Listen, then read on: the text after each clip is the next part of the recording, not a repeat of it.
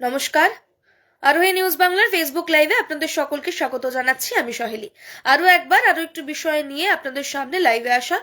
আমরা আপনারা আমাকে স্পষ্টভাবে দেখতে এবং শুনতে পাচ্ছেন কিনা, আমি স্পষ্টভাবে আপনাদের কাছে অডিবল এবং ভিজিবল কিনা আপনারা জানালে আমার খুব সুবিধে হবে। আমি কিছুক্ষণ অপেক্ষা করব, তারপরে আমার লাইভ কন্টিনিউ করব।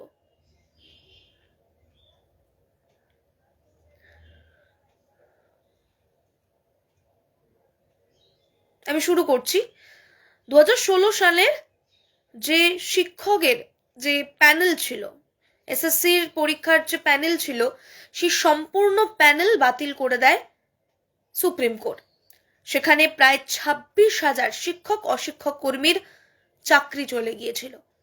এবং এই সম্পূর্ণ গোটা প্রক্রিয়া যখন চলছিল, যখন মামলা চলছিল, তখন শুনানির সময় এসএসসির তরফে একটি অযোগ্যদের তালিকা প্রকাশ করা হয়েছিল, পেশ করা হয়েছিল সুপ্রিম কোর্টে বিচারপতির সামনে।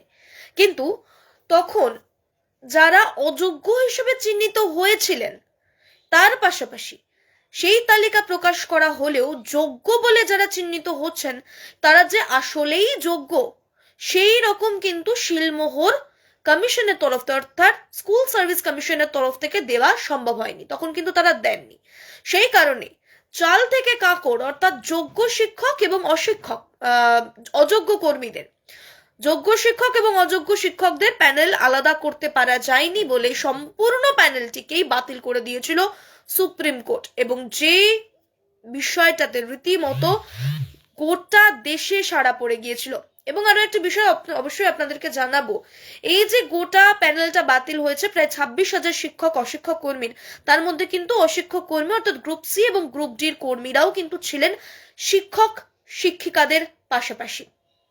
রীতিমতো যে হাহাকার আমরা দেখতে পেয়েছি এসএসসির বাইরে, যেভাবে বিধানসভা সরণি থেকে শুরু করে সল্টলেক, যেভাবে একেবারে যোগ্য শিক্ষক শিক্ষিকাদের তীব্র প্রতিবাদ আমরা দেখেছি, এখনো পর্যন্ত যোগ্য শিক্ষক শিক্ষিকারা যেভাবে ক্ষুব্ধ হয়ে রয়েছেন, সেই বিষয়টা কিন্তু আমাদের এখনো পর্যন্ত নজর এড়াচ্ছে না। সেদিকে কিন্তু অবশ্যই গোটা দেশের সকলেরই নজর রয়েছে আদালতে। সেই আদালতের নজর থাকাকালীন সুপ্রিম কোর্ট আরো একটি রায় দিয়েছে গতকাল। তারা বলেছিল পূর্ণাঙ্গ তালিকা, যে সমস্ত অযোগ্য শিক্ষক শিক্ষিকারা রয়েছে, সে সমস্ত অযোগ্য শিক্ষকদের একটি পূর্ণাঙ্গ তালিকা প্রকাশ করতে হবে, যেখানে সেই সমস্ত শিক্ষিকাদের প্রার্থীর নাম, তার পিতৃ পরিচয়, তার রোল নাম্বার, তিনি কোথায় থাকতেন, তিনি কি বিষয়ে পড়াতেন, সমস্ত কিছু আলাদা আলাদা করে পয়েন্ট করা থাকবে, আলাদা আলাদা করে আপনাদেরকে পেশ করতে হবে। এমনটাই কিন্তু এসএসসি কে নির্দেশ দিয়েছিল সুপ্রিম কোর্ট। যখন মামলা চলছিল তখনও এই নির্দেশ দিয়েছিল এসএসসির তরফ থেকে যে পূর্ণাঙ্গ তালিকা প্রকাশ করতে হবে। কিন্তু গতকাল যখন সুপ্রিম কোর্টে এসএসসি সংক্রান্ত রায় ঘোষণা হলো, যখন মামলা চলছিল, তখন শুনানির সময় কিন্তু বিচারপতি স্পষ্টভাবে জানিয়ে দিলেন তাদের এসএসসির যে দুর্নীতিতে 2016 সালের যে দুর্নীতি রয়েছে, সেই শিক্ষকের প্যানেলদের সম্পূর্ণ অযোগ্যদের তালিকা প্রকাশ করতে হবে, পূর্ণাঙ্গ তালিকা, যেটার মধ্যে কি বিষয়ে প্রার্থী পড়াতেন, প্রার্থীর নাম, প্রার্থীর ঠিকানা, প্রার্থীর পিতৃ পরিচয় সবকটাই সেখানে লেখা থাকবে। এবং সেই অনুযায়ী কিন্তু ইতিমধ্যেই আজ অর্থাৎ বৃহস্পতিবার এসএসসি ইতিমধ্যেই নিজেদের ওয়েবসাইটে পূর্ণাঙ্গ অযোগ্য শিক্ষক শিক্ষিকাদের তালিকা কিন্তু পেশ করেছে। এবং যেখানে প্রার্থীর নাম, প্রার্থীর ডেট অফ বার্থ থেকে শুরু করে প্রার্থী কোন বিষয়ে পড়াতেন, কোন বিষয়ে তিনি পরীক্ষা দিয়েছিলেন এবং কোন বিষয়ে তিনি স্কুলের শিক্ষকতা করতেন, এবং তার পিতৃ পরিচয় সবটাই কিন্তু স্পষ্টভাবে ওই তালিকাতে পেশ করা রয়েছে। অর্থাৎ একটা গোটা পূর্ণাঙ্গ তালিকা পেশ করেছে এবার এসএসসি, এবং যেটি 1806 জনের নাম রয়েছে, এবং যেখানে 54 পাতার একটি পৃষ্ঠা রয়েছে। 54 পাতার 1806 জনের নাম কিন্তু পেশ করেছে এসএসসি। এরপর সে রাজ্যের শিক্ষামন্ত্রী ব্রাত্য বসু সাংবাদিকদের মুখোমুখি হয়েছেন এসএসসির এই পূর্ণাঙ্গ তালিকা প্রকাশ করার আগেই। তিনি জানিয়েছেন যে সুপ্রিম কোর্ট যে নির্দেশ দিয়েছে, সুপ্রিম নির্দেশ বহাল রেখে সুপ্রিম কোর্ট যেরকম ভাবে কাজ করতে বলেছেন, ঠিক সেরকম ভাবেই ওয়েবসাইটে এসএসসির তালিকা, অযোগ্য শিক্ষকদের তালিকা পেশ করা হবে। এবং যেটা ইতিমধ্যেই করা হয়ে গিয়েছে, এবং আপনারা যদি চেক করতে যান, যারা প্রার্থীরা রয়েছেন তারা কিন্তু নিজেদের রোল নাম্বার দিয়ে সেখানে চেক করতে পারবেন। অবশ্যই অযোগ্যদের তালিকায় যদি আপনার নাম থাকে অবশ্যই আপনি দেখতে পাবেন এবং আপনারাও দেখতে পারবেন। এছাড়া সুপ্রিম কোর্ট কিন্তু আরো একটি নির্দেশ দিয়েছিল 31 তারিখ পর্যন্ত, অর্থাৎ 31শে ডিসেম্বর পর্যন্ত ডেডলাইন বেঁধে দিয়েছিল।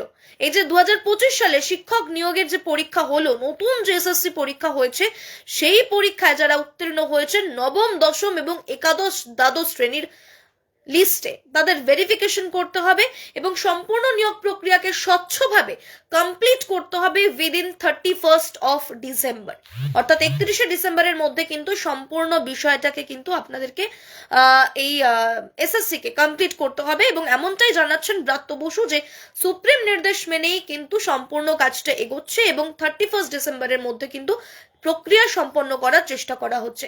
এবং অপরদিকে গতকাল সুপ্রিম কোর্ট কিন্তু আরো একটি রায় দিয়েছেন। তারা বলে দিয়েছেন যে এই এসএসসি সংক্রান্ত যে সমস্ত আরো শুনানি রয়েছে, সমস্ত শুনানি হবে হাইকোর্টে। এবং বিচারপতি অমৃতা সিনহার এজলাসে ইতিমধ্যেই একটি মামলা উঠেছিল এবং যেখানে তিনি আজকে সকালেই রায় দিয়েছেন যে এই সম্পূর্ণ গোটা প্রক্রিয়াকে সুপ্রিম কোর্ট যেমন বলেছে স্বচ্ছতার সঙ্গে করতে হবে এবং যার জন্য কেন এখনো পর্যন্ত পূর্ণাঙ্গ ওএমআর শিট পেশ করা হয়নি উকিলদেরকে, অর্থাৎ যারা রয়েছেন, যারা আইনজীবী রয়েছেন, এসএসসির তরফে আইনজীবী রয়েছেন, তাকে রীতিমতো প্রশ্ন করেছে বিচারপতি অমৃতা সিনহা যে কেন সুপ্রিম কোর্টের নির্দেশ হওয়া সত্ত্বেও এখনো পর্যন্ত পূর্ণাঙ্গ এই 2025 সালের যে এসএসসি পরীক্ষা হলো তার সমস্ত ওএমআর শিট কেন এখনো পর্যন্ত ওয়েবসাইটে পেশ করা হয়নি, তার জলদি সত্বর পেশ করতে হবে, এমনটাই নির্দেশ দেওয়া হয়েছে। নির্দেশ দিয়েছে বিচারপতি অমৃতা সিনহা।